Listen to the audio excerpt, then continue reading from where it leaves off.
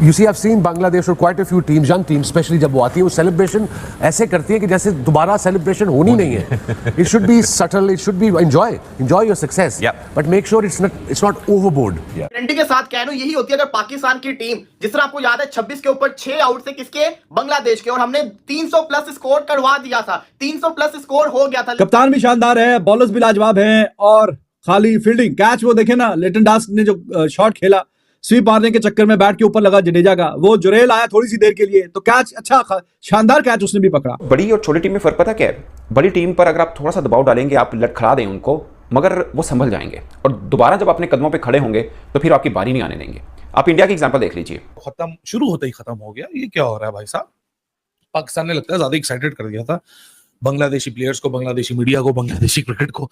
और ऐसा लग रहा है कि इंडिया के जो बॉलर्स है ना, उनके सामने बांग्लादेश जो है, बांग्लादेश के बैटर्स की एक भी नहीं चलने वाली है, एक भी नहीं चलने वाली बांग्लादेश के बैटर्स की. ऐसा लग रहा है वो बैटिंग करना भूल गए हैं या फिर वो जो है डांस करने के लिए मैदान में आए हुए हैं इंडिया के बॉलर्स के सामने. इंपॉर्टेंट चीज ये थी कि पाकिस्तान और इंडिया में जो बहुत बड़ा फर्क नजर आता है, वो वाज़ेह फर्क ये नजर आता है कि इंडिया कमबैक करना जानता है और इंडिया ने क्या कमाल किस्म का ठोस कमबैक किया. लेकिन क्योंकि ये भारत की बॉलिंग थी, भारत की बॉलिंग लाइनअप थी, इन्होंने जलवा करके दिखाया और शानदार किस्म का जलवा करके दिखाया कि 149 के ऊपर बांग्लादेश को ऑल आउट करके रख दिया है, खल्लास करके रख दिया है. इसलिए कहता हूं कि ये होती है बॉलिंग. आप देखेंगे 40 पे 5 आउट हुए, शाकिब और लितुन दास ने पार्टनरशिप लगाई. हमें लगा कि शायद जिस तरीके से 26 पे 6 थे, मेहदी हसन मिराज और लितुन दास ने पाकिस्तान के अगेंस्ट पार्टनरशिप लगाई थी, इसी तरीके से इंडिया को भी फेंटा लगेगा, इंडिया के अगेंस्ट भी ये लोग पार्टनरशिप लगाएंगे और हम जिसे कहते हैं ना, कहेंगे कि जैसे हमारे साथ हुआ वैसे इनके साथ हुआ. लेकिन भाई साहब ये इंडिया है, यहां पे इनके पास एक से बढ़ के एक बॉलर मौजूद है. यहाँ तो कोई मुकाबला ही नहीं दिख रहा. सबसे पहले बात करो बुमराह की, ये कौन सी आखिरी राउंड की बला है भाई? क्या करता है ये, समझ ही नहीं आ रही.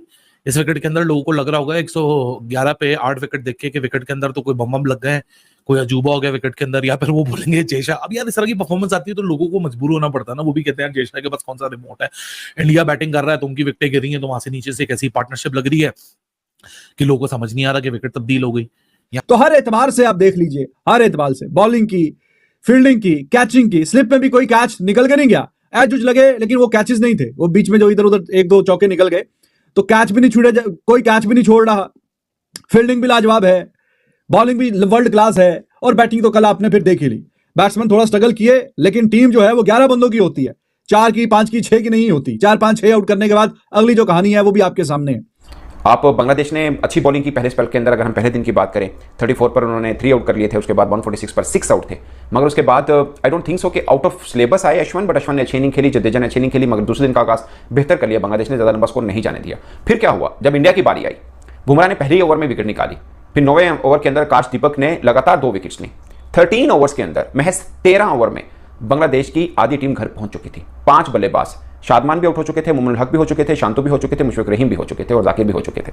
नाच मेरी बुलबुल पैसा मिलेगा, वो वाला काम यहाँ पर नजर आ रहा है और बिल्कुल प्लस नजर आ रही है बांग्लादेश की बैटिंग. और बांग्लादेश शायद भूल गया था कि ये पाकिस्तान नहीं है, ये इंडिया की टीम है. ये 26 पे 6 आउट करने के बाद जो हमें मौका नहीं देंगी. पाकिस्तान ने आपके 26 पे 6 आउट कर लिए और उसके बाद जो 265 खा लिया था. लेकिन ये इंडिया की टीम है, ये आपकी अगर जो 40 पे 5 आउट करेगी ना, तो अगले जो आप 60-70 के अंदर आपको ऑल आउट करके साइड पे भेज देगी. जडेजा उस पॉइंट के ऊपर आया कि उसने दोनों को उखाड़ के रख दिया, लितुन दास को भी उसने उखाड़ दिया, शाकिब उल हसन को भी उखाड़ दिया. खाली यहाँ पे एक बॉलर नहीं चलता, यहाँ पे हर बॉलर परफॉर्मेंस करके दिखाता है. अभी मैं बुमराह के ऊपर आऊंगा. बुमराह तो अखीर लेवल का हाई क्लास बॉलर है ना. ओ भाई साहब, जो सही जिसने इंप्रेस किया वो तो आकाशदीप था. आपके जिसको कहते हैं शाहीन शाह अफरीदी से आजकल अच्छी बॉलिंग तो ये आकाशदीप कर रहा है. आकाशदीप की आपने बॉलिंग देखी कैसे विकेट निकाल के गया था. बुमराह की तो तारीफ बनती है, बुमराह ने जो बॉलिंग की है, लेकिन असल तारीफ तो बनती है आकाशदीप की, जिसने जो विकेट्स निकाले थे, 2 विकेट्स निकाले थे. आकाशदीप ने शानदार बॉलिंग की. उसके बाद जडेजा ने बड़े क्रूशियल किस्म के विकेट्स निकाले. सबसे बड़ा उसने विकेट निकाला जिसको कहते हैं शाकिब उल हसन का, लितुन दास का, जहां से मैच में वापसी करवाई. यहाँ फिर जब इंडिया निकल के बॉलिंग करने आ रहा है तो पहले 25-1 पे 3 विकेटें गिर रही हैं, उसके बाद थोड़ी सा पार्टनरशिप लग रही है, फिर विकेटें गिर रही हैं. तो लोग बोल रहे हैं यार ये क्या, और मतलब इनके पेसर को देख लो वो नहीं खड़ा होने दे रहे, इनके स्पिनर्स को देख लो वो नहीं खड़ा होने दे रहे. इट्स अ टेस्टामेंट, ये एक इलस्ट्रेशन है एक बेहतरीन टेस्ट टीम की.